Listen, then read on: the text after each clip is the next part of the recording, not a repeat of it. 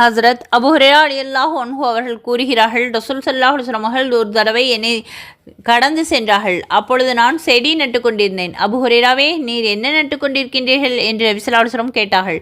எனக்காக செடி நடுகிறேன் என்று கூறினேன். இதைவிட சிறந்த செடியை நானும் உமக்கு அறிவிக்கட்டுமா என்று நபி ஸல்லல்லாஹு அலைஹி வஸல்லம் அவர்கள் கேட்டுவிட்டு, அவசியம் அறிவிங்கள் யா ரசூலல்லாஹ் என்று நான் கூறினேன். சுப்ஹானல்லாஹ், அல்ஹம்துலில்லாஹ், லா இலாஹா இல்லல்லாஹ், அல்லாஹு அக்பர் என்று நீர் சொல்லவும். இவற்றிலிருந்து ஒவ்வொரு கலிமாவிற்கும் பகரமாக உமக்காக சொர்க்கத்தில் ஒரு மரம் நடப்படும் என்று ரசூலுல்லாஹி ஸல்லல்லாஹு அலைஹி வஸல்லம் அவர்கள் கூறினார்கள். ஒவ்வொரு வெள்ளிக்கிழமையன்றும் என் மீது அதிகமாக செலவாத்து சொல்லுங்கள். ஏனென்றால் ஒவ்வொரு வெள்ளிக்கிழமையன்றும் என் உம்மத்தினர்கள் ஓதிய செலவாத்து என்னிடம் எடுத்து காட்டப்படுகிறது.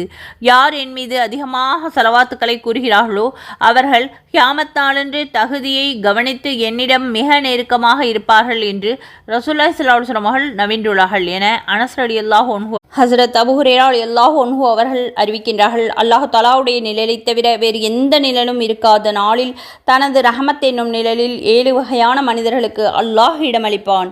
நீதமான அரசர், அல்லாஹு தஆலாவை இபாதத் செய்வதில் வாலிபத்தை கழித்த வாலிபர், முழு நேரமும் மஸ்ஜிதுகளில் உள்ளத்தை ஈடுபடுத்தியவர், அல்லாஹுக்காக வேண்டியே பிரியம் வைத்து அவனுக்காகவே ஒன்று சேர்ந்து அவனுக்காகவே பிரியக்கூடிய 2 மனிதர்கள், உயர்ந்த குலத்தைச் சேர்ந்த அழகிய ஒரு பெண்மணி தன் பக்கம் அழைக்க நான் அல்லாஹுவை பயப்படுகின்றேன் என்று கூறிய மனிதர், தனது வலக்கரம் செலவழிக்கக்கூடியதை இடதுகரம் அறியாத வகையில் மறைந்து தான தர்மம் செய்கின்ற மனிதர், அல்லாஹு தஆலாவை தனிமையில் திக்ர் செய்து கண்ணீர் சிந்திய மனிதர் என்று ரசூலுல்லாஹி ஸல்லல்லாஹு அலைஹி வஸல்லம் அவர்கள் கூறினார்கள்.